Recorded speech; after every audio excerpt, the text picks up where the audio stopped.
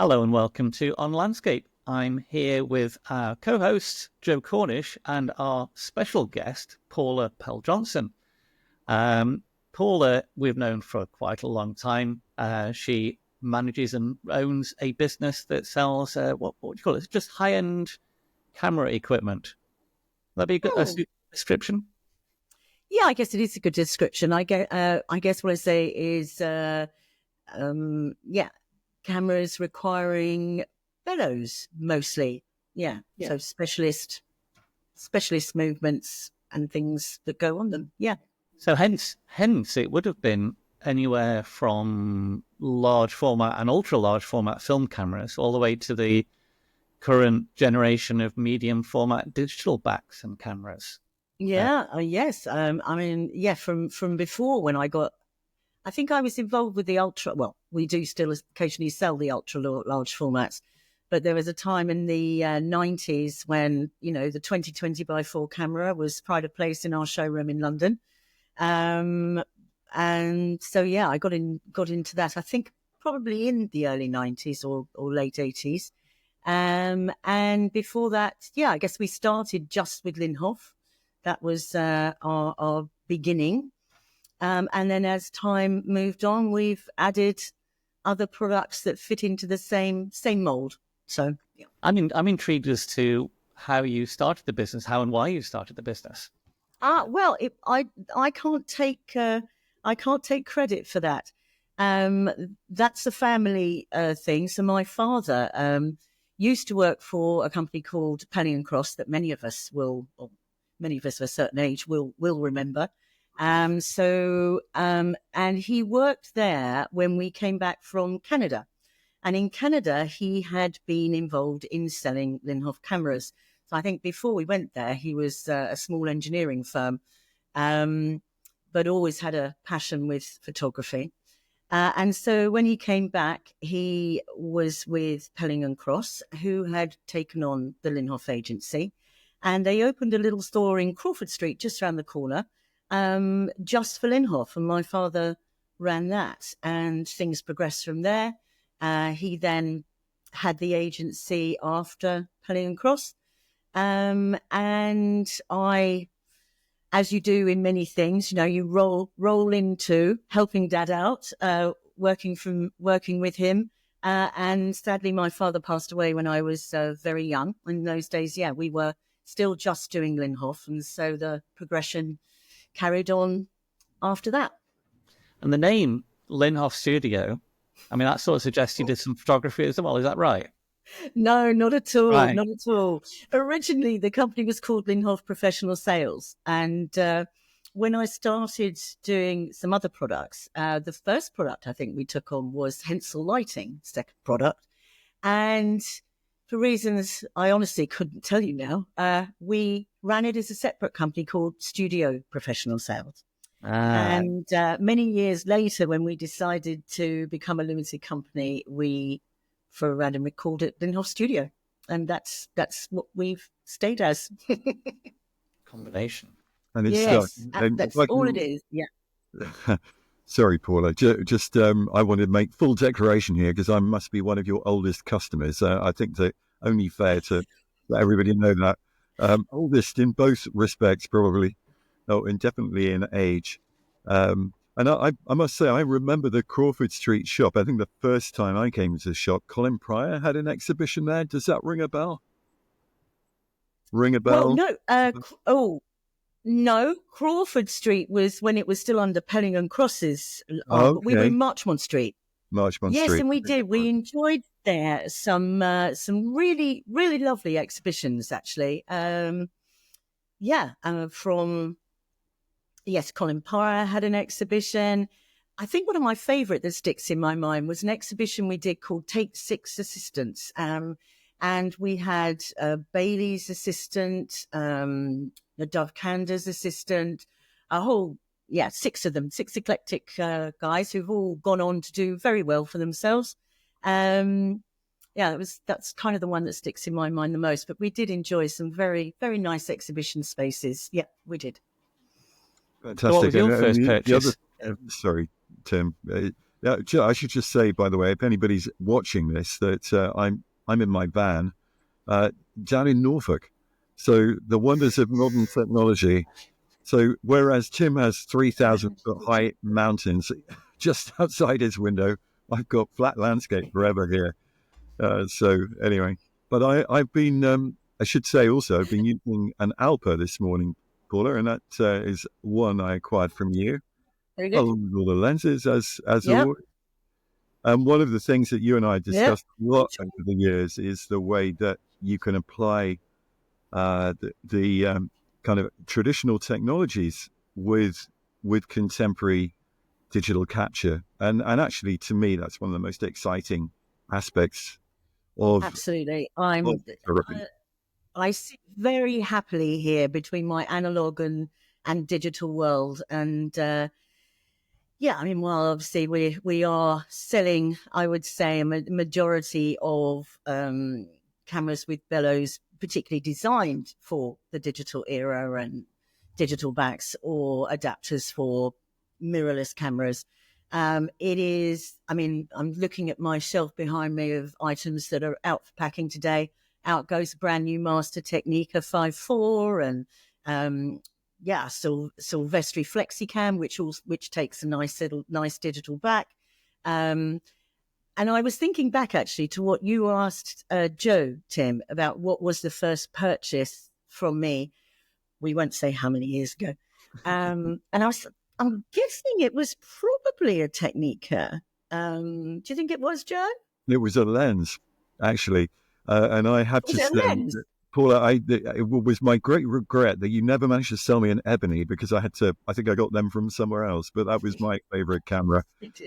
But I did buy Oh lenses. yeah, it was young David, that young David Ward, I think, whose Right. first purchase was a Technica. Because what made me think of it is that actually I do think nowadays, and again, part of this pleasure of mixing and matching analog with digital is it's just a world of adapters and flange focal distances, not to be forgotten. And one of our most successful little products is a Graphilock adapter to put on, for example, a Linhof 5.4 camera that could be 40, 50 years old, to accept, the latest Hasselblad CFE 100C digital back. And whilst perhaps some of the wide lenses it won't cope with for a lot of work with camera movements, it's, if you've got it, use it. That's what I say. And for studio work, particularly where longer lenses are more likely to be used, and those older close-up corrected lenses, that makes a very good combination as well. It's one of the miracles of the technology that, in some ways, that the backs, although they're very, very expensive, but you can acquire lenses for, well, not quite peanuts, but not a lot of money. And especially on the Linhof platforms with the flat panel, very simple. Bellows and without the helical focusing mount. Yeah. Yes. Yeah. Yeah.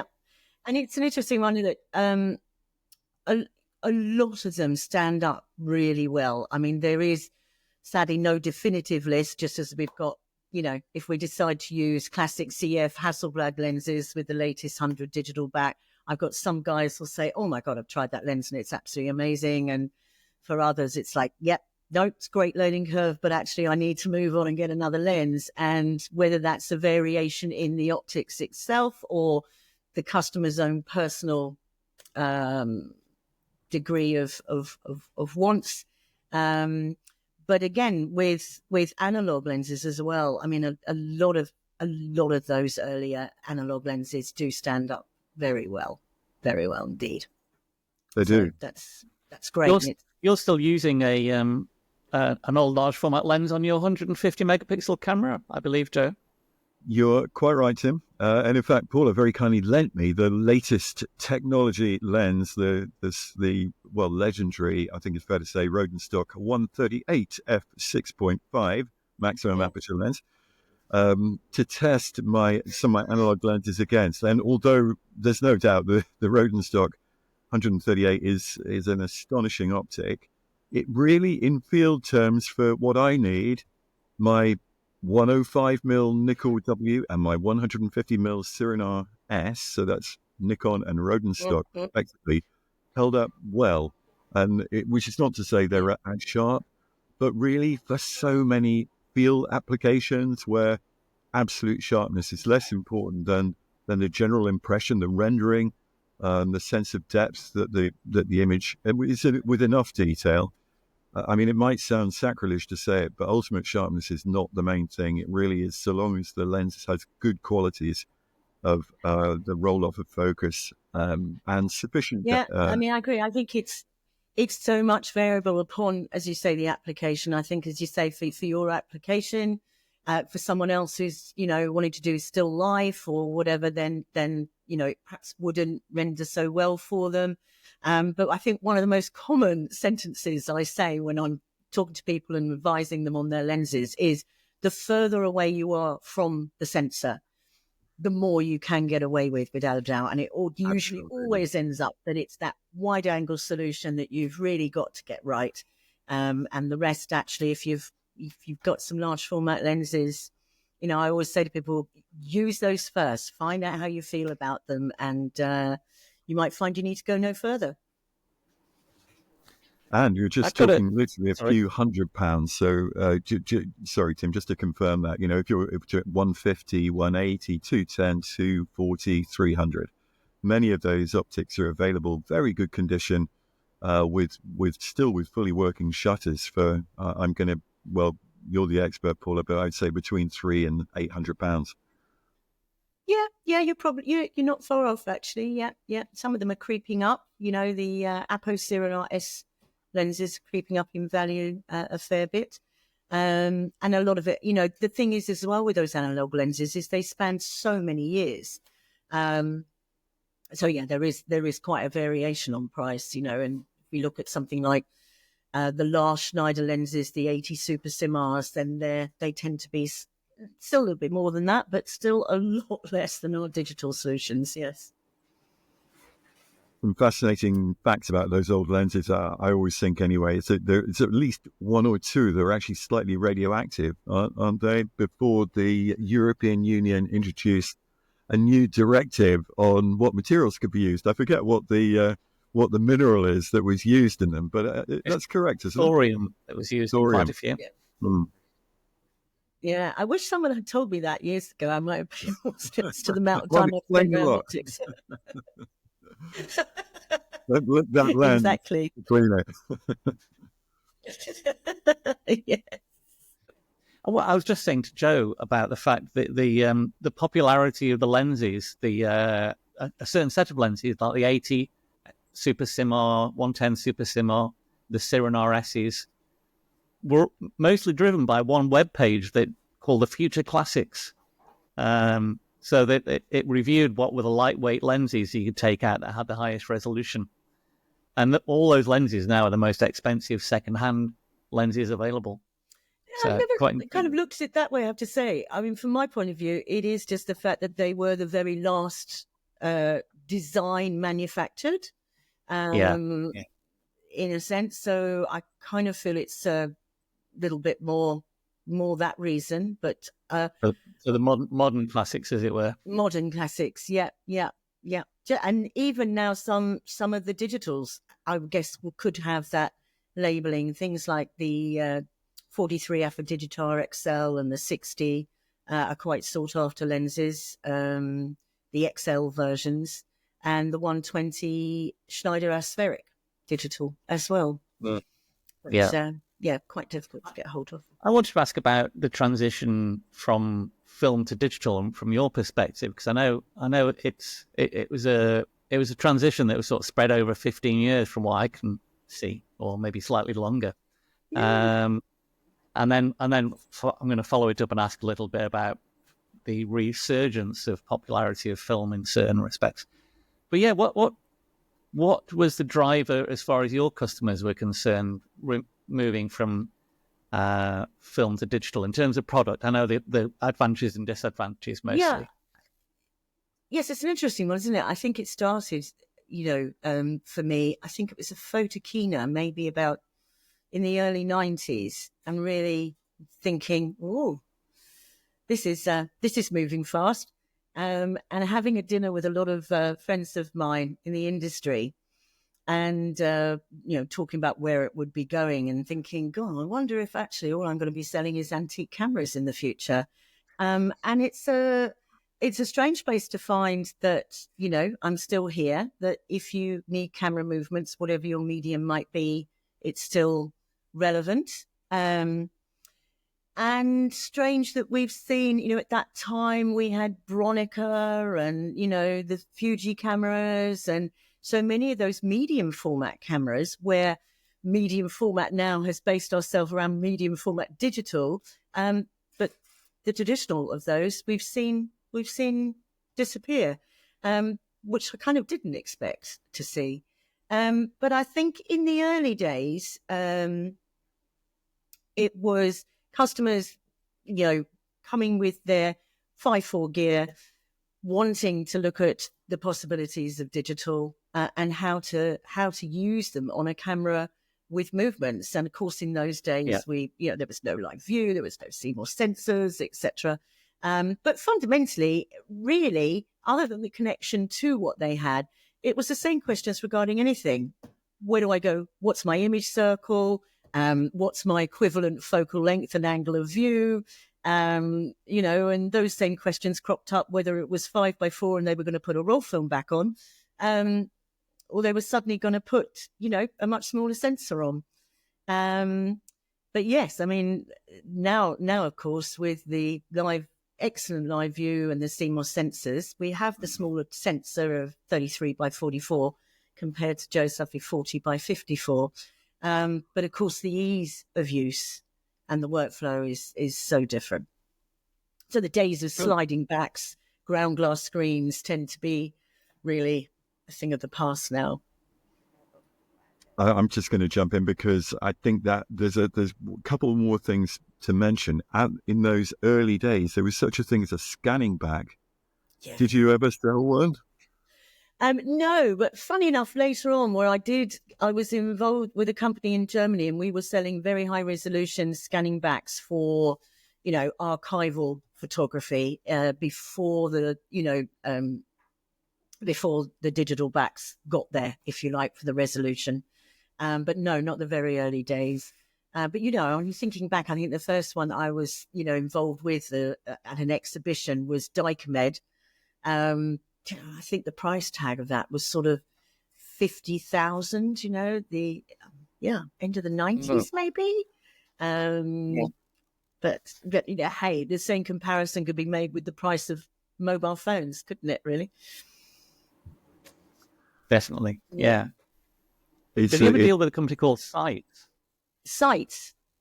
Yeah, they used to make a panoramic digital camera that had a scanning back on it. That was about it's still around and have close connections with Alpa. A lot of their parts are together with that. So I don't have, if you like, direct dealings with them. So there was different arms to it. But yeah. Interesting you mentioning about medium format film as well. Do you sell any medium format film cameras, and are they popular at all? A little. Funny enough, if you get something like a little 6.9 Technica, or a 6.9 Technicardan, because I do have a lot of clients who want to still do film and digital. It's very easy to put that word again, adapter, on the rear of one of those small cameras and pop a digital back on those. And of course, for a camera with a lot of movements, they're really quite small. So in a way, the little 6.9 Technicas have found a new lease of life. Yeah. I mean, equally, just almost as, if you like, you could take, all right, so we can look at Alpa, and Joe could put a roll film back onto his Alpa instead of his phase back. And, even something like the little Cambo Actuses, you can put a ground glass screen and an adapter to put a roll film back on those. But in a world if you put your digital back on, you've got your lovely live view and you can zoom in. When you those cameras, your ground glass focusing, remove ground glass, pop the roll film back on, and much more as though we were, how we used to all do it all the time. Yeah, it's fascinating, the way that the technology has changed. And I've been somebody said to me the other day, you got into digital too early, which, because the people at the time were telling me I got into digital too late. So I feel thoroughly confused. But I think I bought my Techno from you, Paula, in 2008. That's or at least I ordered it in 2008. Yeah, I think it arrived in 09. And I'm now my second Techno, which you very kindly supplied me with a few months ago. So the original camera lasted really well, but it took what a hammering it took over the years. And it's still being used by a friend of mine, I should say. So that's good. Yes, it's not quite such a hammering, Joe. Hopefully not. But I mean, what you say that's really, really transformed things is the backside illuminated CMOS sensors, which give really excellent live view. Really going from a 5x4 film camera to an early CCD sensor digital back with a ground glass screen was horrible, really, in retrospect. And of course, the Magenta casts, the LCC corrections, and whilst we, now that, that whole Magenta cast is a thing of the past, and whilst we might still have some, vignetting going on that might need correcting, that's perfectly doable. And of course, what it's also done is resurrect some lenses that were really awful to use with earlier digital backs, something like the 35 Apo Digital. Still not my favorite lens, I have to say. It just sits so close to the sensor. But now, of course, you haven't got a horrendously strong Magenta cast that was almost just, if it was corrected, there was just too much noise in the image, plus still your vignetting. Now it is a workable alternative. And many of those lenses that proved troublesome in earlier days have had a new lease of life also. Yeah, I'm intrigued from that point of view of the Copal shutter situation as well, and combine that with the global shutter on cameras. And can you tell us a little bit about that transition? Yeah, I mean, that has been a tricky one. I mean, certainly now I think where we are with live view and CMOS sensors and the length of time it's been, people now very happily accept aperture only. So a new Rodenstock lens is simply in an aperture only mount with no shutter blades at all. It's a lovely smooth iris. It works perfectly. But of course, there is still a lot of people who want to use analog lenses, who, perhaps have an earlier back, who don't always, who want to use flash even. They're then needing that Copal shutter. And I'd like to think that we do very well to support them. I have a small, a diminishing selection of Copal shutters, new, and we, I think, are very fortunate in having a good amount of spares as well. So also in terms of, the number of times I'll have someone who might email me and say, my Copal shutter's finally given up the ghost. What do I do? Is aperture only the only, solution? Yeah. And quite often through going, well, what's actually wrong with this shutter? Clearly if the casing is cracked, there's nothing we can do, but more often than not, we can get them back up and running. We keep a good stock of main springs, return springs, etc., and parts. But yes, I always thought when it happened, which I'm not even going to try and remember the year. I remember thinking, well, maybe it's going to be a weird 5 years, and then someone else will come up with a reasonably priced alternative to this mechanical shutter. But actually, when you open one up, you realise it's just not ever going to be an affordable manufactured item in today's world. So we're not going to see an impossible shutter company then, like do you remember that? Impossible Polaroid or whatever it was. Yeah. I would be one thing I have learned over years in this industry is never say never, but I'd be very surprised. Yeah, very surprised. You never know. I have taken one apart before now to have a look at, see if I can lubricate it, service it myself, and yeah, it scared me, and I put it back together very quickly. Yeah, it is. Just It is. hypothetically, could you not actually create a universal shutter that sits in front of the lens and just, you could use it with any lens and probably have to be quite large? Is there such an idea? Does that make sense? Yeah, I mean, logically, I mean, if we could go back, God knows how many years, when actually there was a focal plane shutter, wasn't there? That you used to slide into the rear of a plate camera. And a universal shutter wouldn't be particularly a new thing. I mean, Sinar had a similar concept. I think it's the size issue, isn't it, mostly? Sorry? I think it's the size issue and hence the weight issue, because they have to cover such an area, especially for wide-angle lenses. I think if you've got a small aperture telephoto or normal, it would be okay. Yeah. Although people do make drop shutters still.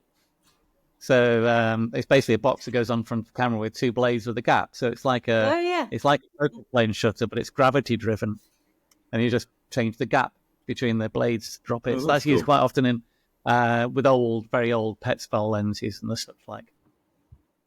Now, I'm not sure. I think the main thing that I would say is that people who are looking for this alternative do apply it to, or want to apply it to, modern work, to work nowadays, and whether that be studio because they're using flash or whatever, and therefore it's got to be a functional in all circumstances type of alternative. So yeah, meanwhile we'll just keep servicing and hopefully providing solutions. But and then of course there is the Phase 1X shutter. There is, which is amazing, and it does work really, really well. But it's really limited to the Cambo and the Phase 1 XT at the moment. I think, isn't that right? Yeah. Can you explain? Well, the X shutter can be used on any camera. It could even be, I could mount one for a 5.4 Master Technica, but it has to be driven by the IQ4. So it is only for Phase 1 users with IQ4 digital backs. And again, one of those things where perhaps they might roll that out to a wider audience, but not yet. But never say never. It's worth maybe, sorry, Tim, just to come in at this point and say that, for anybody who's listening and wondering what is driving this conversation from a landscape photography point of view, and bearing in mind that we are on landscape here, what makes these cameras so attractive and so amazing is not just the resolution, but is perspective control and focus control. So, just briefly to say that tilt and swing, this is something that, virtually all Linhof cameras feature, Paula, because of the flexibility of the bellows, which they're all bellows designs. And then, of course, offsets. So large image circle of a lens allows you to move the capture area, the film area, or the digital capture back around in relation to the image circle, which means that you can keep the camera upright if you choose to do so.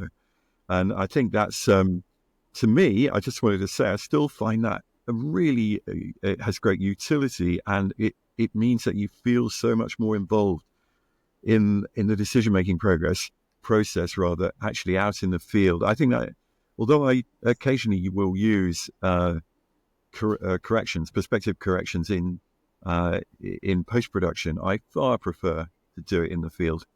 Tim, I don't know whether you have a similar sort of view of that or not. Interested to know. If I could get a digital camera that handled perspective control well, I'd love to use one. I'd be very happy. But on an SLR, it's very difficult. There aren't many good lenses. I'd love to see I think we talked about this when you were up in Scotland recently. We'd love to see a 2x zoom lens with a good tilt shift adapter on it. And we've thought about the possibility of maybe Sigma could do it one day. Yes. But having movement's brilliant, and it's one of the main reasons that I still like using the large format camera, because there's something about the look is different. There's a look of a large format lens. Big lenses just look nice. I don't think there's many smaller lenses that have a similar rendering. I mean, there's exceptions, Mm. but And I it think, is. there's also price points here. And I think sometimes, if these manufacturers do come out with these optics and they look at adding the tilt shift, they're not an easy price point for all to purchase. And actually, then when you start to look at that price point and go look at some of the price points of digital backs nowadays and cameras with movements, then there are alternatives that allow more scope for work for the same money, not a lot more. It's. I think my choice would always be to try and do so. Yeah, A, in camera, as you said, Joe, and B, obviously with a camera with bellows. But that's probably because that's what I do. But listening to my customers, who come to me, who quite often have tried these solutions or are looking for a loose solution and go through all the options, I'm very pleased to say there's a very healthy number of them decide to do it the way we're used to doing it. I'd be interested. One of our questions from a reader is, I'll go through it briefly. It's from Ewan McNeil, and he was saying, I'm looking forward to getting my first large format camera from a project on Kickstarter. My ultimate intention is to use black and white film on a 120 roll film back, possibly. However, I've never used a view camera before, and I would like to try and experiment with a digital alternative. And the summary is really, what are your thoughts on digital simulation of large format cameras? What options are there on the market, and what would you recommend for somebody who is interested? And let's say it's from a landscape point of view rather than the studio. It's a question to Joe or question to me? Question to you about adapting GFXs or sensors to back. It reminds me very much in the days before digital, when someone was moving to large format for the first time. And in those days, we could happily recommend that they had a Polaroid back. And I would say to them, despite obviously, reading a little bit and cracking those swings and tilt movements in terms of the principle of it, the cheapest way to learn was to waste, a couple of packs of Polaroid film and immediately see what you have done right or wrong.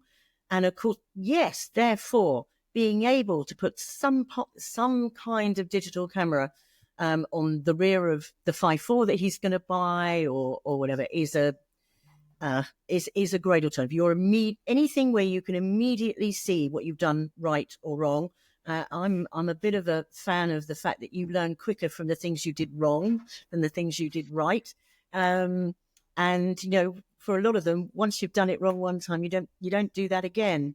If someone's got a GFX for not a lot of money, there's an adapter that they could put it on the rear of whatever 5.4 camera and use that great live view screen to immediately do that. Obviously, what we have to remember is that flange focal distance of lenses, if he's got a wide lens or a particular shot he wants to do, he might not in his camera be able to get a lens close enough to it because he's got to take into consideration the depth of that sensor in his GFX body. So if he's got let's say he's got a 90 millimeter lens with a 90 millimeter flange focal distance, he's got to take off of that. What's the flange focal distance of the GFX? Probably about, off the top of my head, 27 point something, I think, or somewhere around that. Yeah. So he's got to take off, I would say, safely 30 mil or add on 30 mil. Take off 30 mil. So suddenly he sits it where a 60 millimeter would have sat, which is just about do it. But you can understand, therefore, even a standard lens on that sensor of 60, 65 mil or something, he's going to be down at about 35, 40, and his bellows might not go close enough together. But in the terms of learning, doesn't matter what lens, the principle's the same. And from the point of view of, I'll approach it from a slightly different angle from here, is if you're going to recommend a lens or a system for a landscape photographer to get into using cameras with movements, what's the current best option or options? I'm really sorry, I missed that question. That's okay. If I'm a landscape photographer and I want to get into using medium format with movements, Wanted to get into medium format with movements, with digital. with digital, yes. What would I be thinking? Well, unless if they really don't have anything, so there tends to be a role of circumstances where I sort of am saying, okay, do you own any previous medium format systems? Do you own any large format systems, whatever? So let's assume the answer to all of those is simply is no. I guess my first port of call is to show them the Cambo Actus system, because I just think it's a little universal system.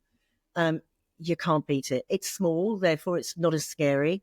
And the front standard, if you like, where we normally just pop our lens on a lens board into the front, the whole front standard is the lens board.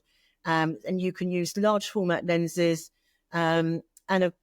But what's really interesting is that actually you have a range of front standards that offer adapters for Mamiya lenses, Hasselblad lenses, you name it. If it's feasible to use, to open the aperture so that you can use the inbuilt shutter of the digital back, then you have a lot of options. I mean, you could even use an existing Canon or Nikon lens, but of course, again, for learning, fine, but image circle wouldn't necessarily cover the 33 by 44 sensor, for example. Sorry, Joe, I'm not negating 40 by 54 as a beautiful sensor size at all.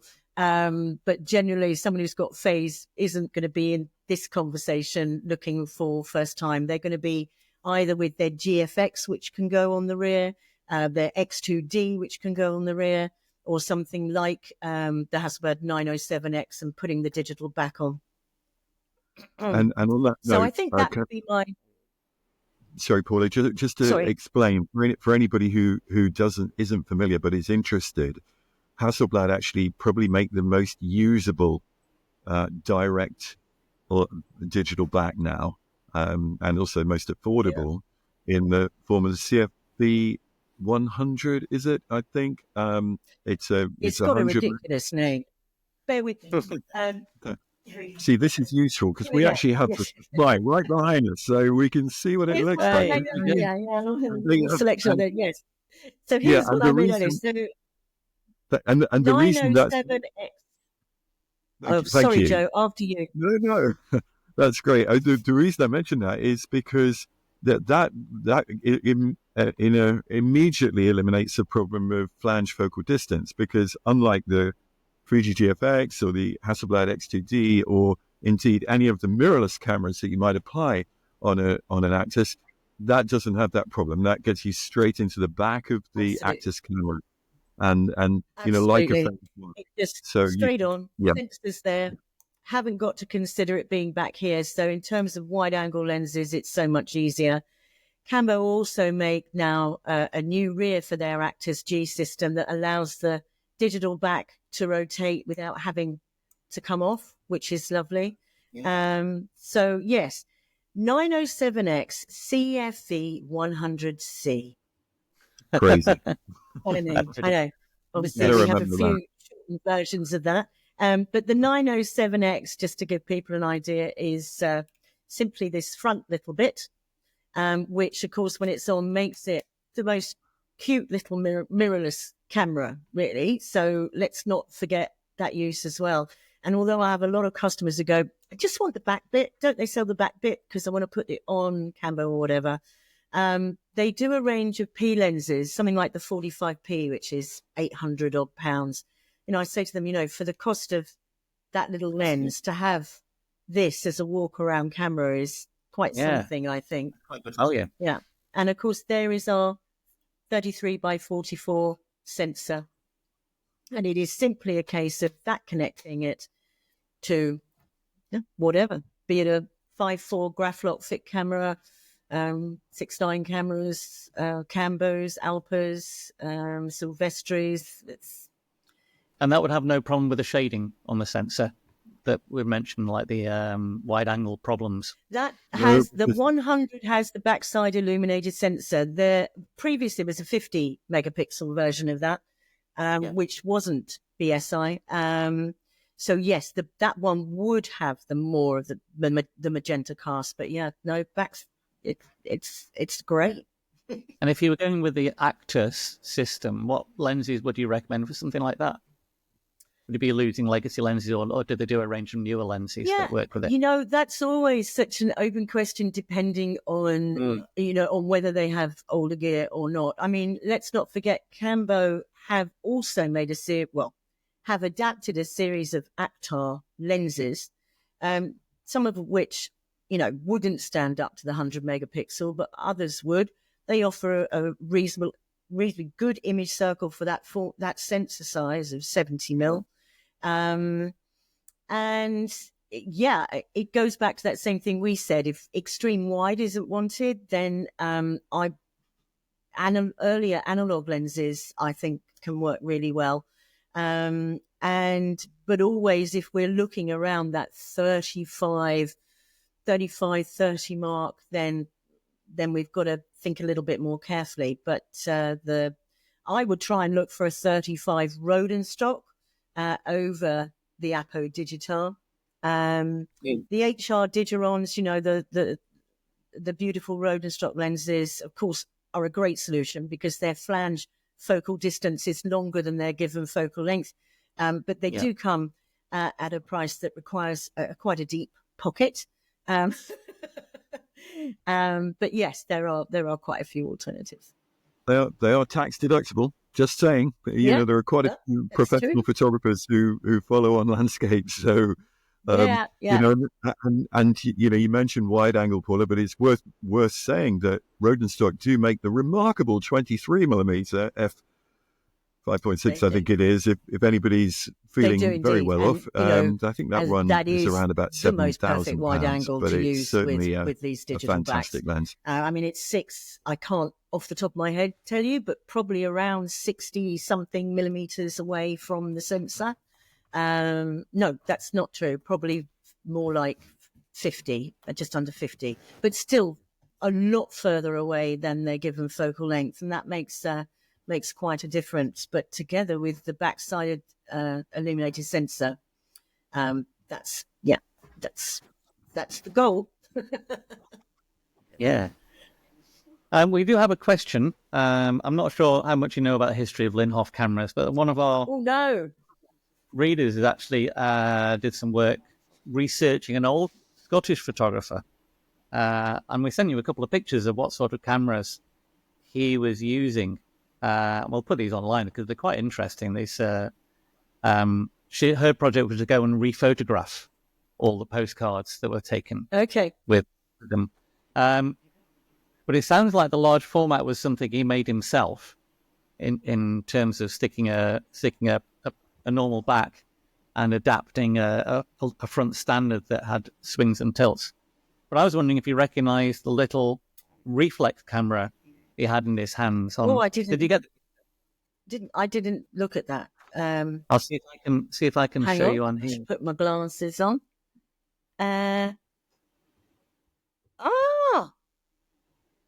Is it? No. Now, Linhof. Yeah, you've got me here. Now, Linhof did make a reflex camera, but I'm not sure that's it. But that does look like it's taking a Technica front lens board, doesn't it? Yes, it does. Yeah. I do have. Anne, could you pass me the camera story? Yeah, I'll have a look and I'll show a picture of the. But this is before my time. I'm just going to point that out. So.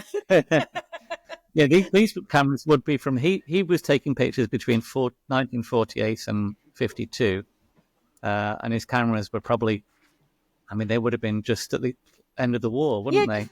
Didn't she talk about a format of 10 by 15, which is yeah.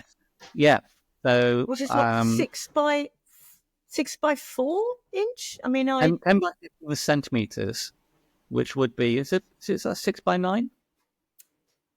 I don't think no, it 6 is. by 9 is no, it's not, is it? Of course, it's not. Right, just yourselves, just while I have a quick look in this book and see if I can quickly find that reflex camera. Okay.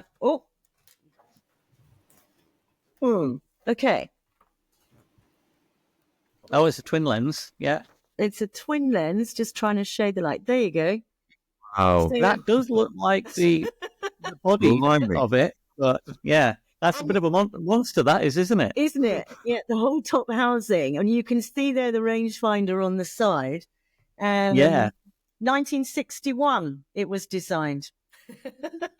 Fascinating. I suspect this looks like some sort of Graflex.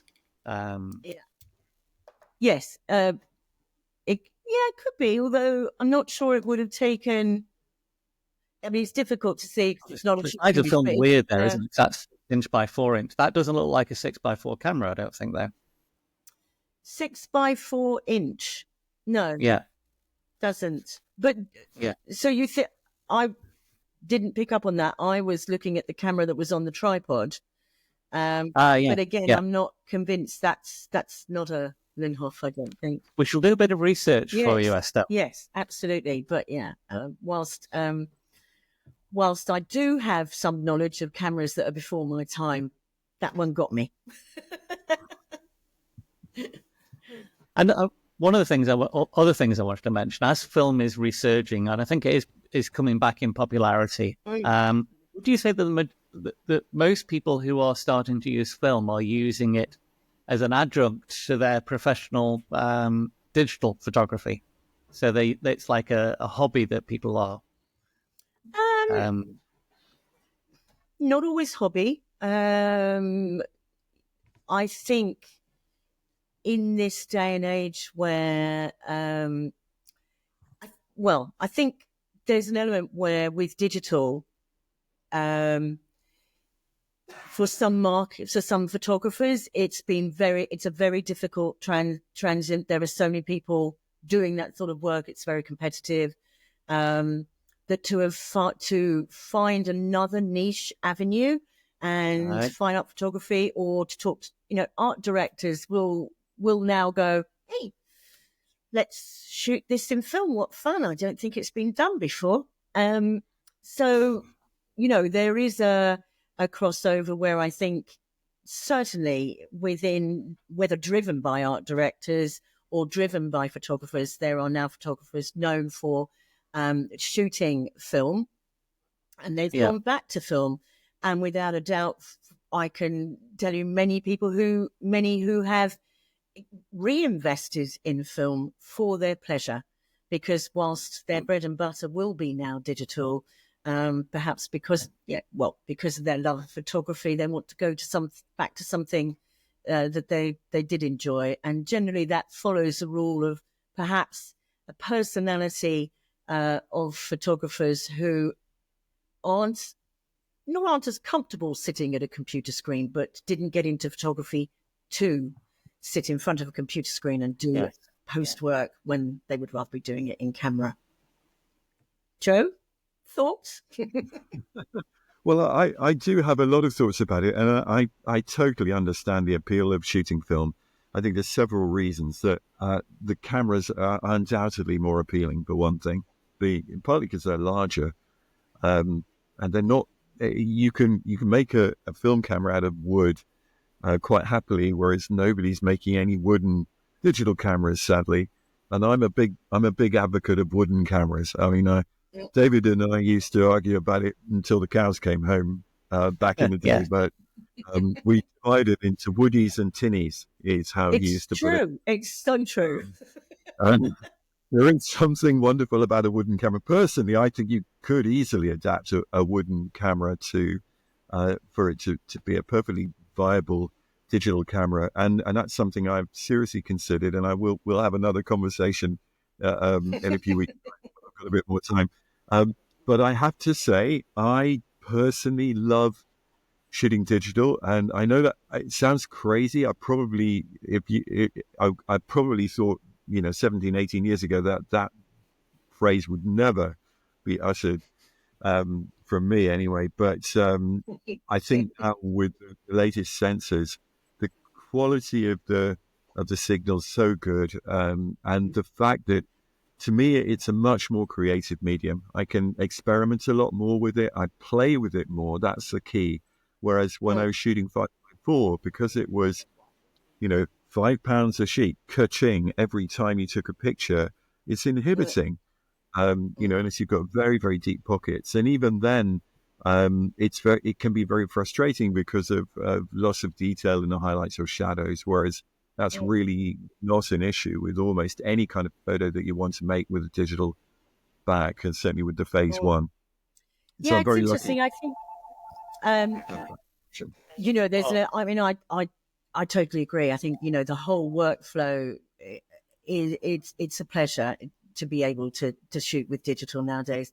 I think it's also interesting that we have a younger generation who have grown up mainly digital, who see it just as in a world where we have music and people are still loving vinyl or getting back into vinyl, that we have a genuine love of film.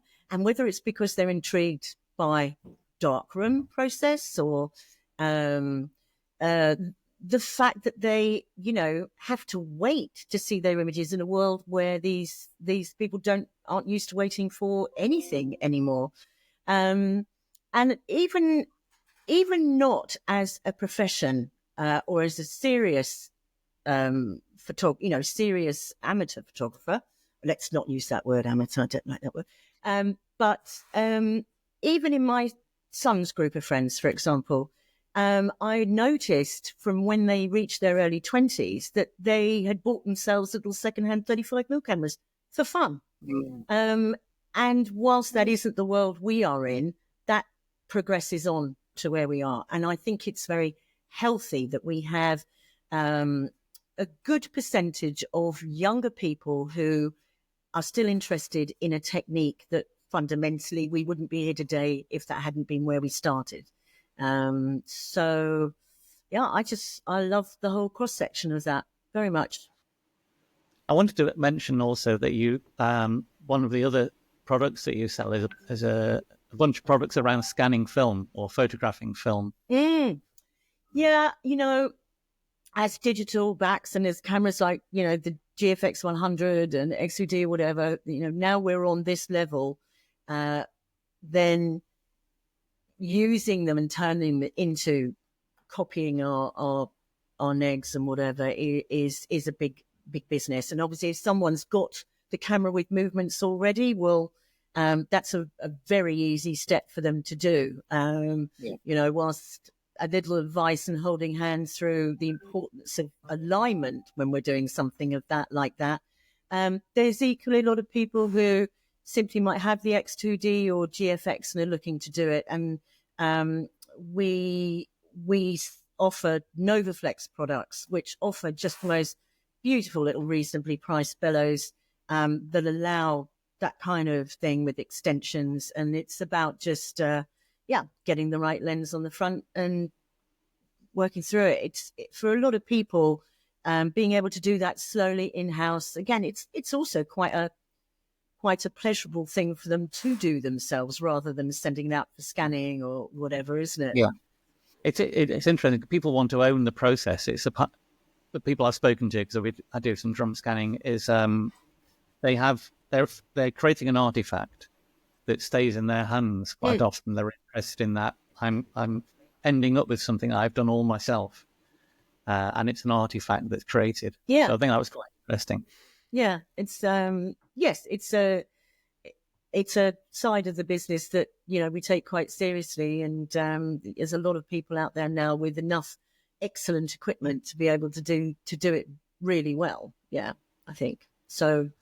Yeah, I do artwork copying for friends, for painters mainly, and I really enjoy it.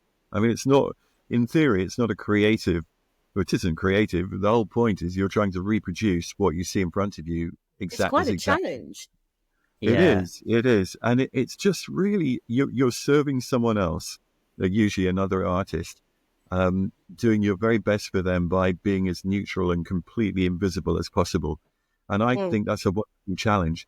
And, whether you can, it always used to be done on film, of course, usually with large format, but now with, high performance digital capture, whether you do it stitching, because you can collage images together when you're copying flat artwork, or using very high resolution back in the first place. As you say, Paula, with the right lens, you can do a lovely job, and it's just really enjoyable, especially if you print it a bit, because you can literally match the original artwork with the print. Yeah. I think that's a lovely turn of phrase you used, Tim, in owning the process. And I think that can be, I think in a lot of terms, in a lot of things of the side of the industry we're in, that's a very nice turn of phrase to be used, whether it's actually capturing the image as well, from, in camera, producing it all there before the capture. It's owning that whole process as well as the scanning. Actually, I just thought that was a really nice sentence. Might use that myself. One of the photographers I think do some scanning for is actually a film director who works on the David Attenborough nature programs, and he takes a what would it be? What's the big chunky 6x7 camera? It's not a Bronica, it's the other Mamiya. Yeah, I think so. But he takes that on set, so he does the extra pictures. So I've been doing some David Attenborough, and it's very much, he says it's the same thing. It's like he applies his own personal creative style. And it's different for him because he's a cinematographer, I presume, as well. I think that's exactly the same. Different for him, different for everyone. And how fortunate we are that not everyone wants to do things in exactly the same way, and that there are many ways to achieve the image that they want. And and long may that live. Yeah, we otherwise there's really no individuality in it, is there? So yeah. Well, thank you very much for your time, Paula. I think we just hit nearly an hour chatting. Wow, quick, isn't it? If people want to look at your website, I'll put a link on the page, but it's Linhof Studio. Is it linhofstudio.com? It is, yeah. Fantastic. So thank you from me, and thank you, Joe. Thanks for listening. Good to see you both. Take care.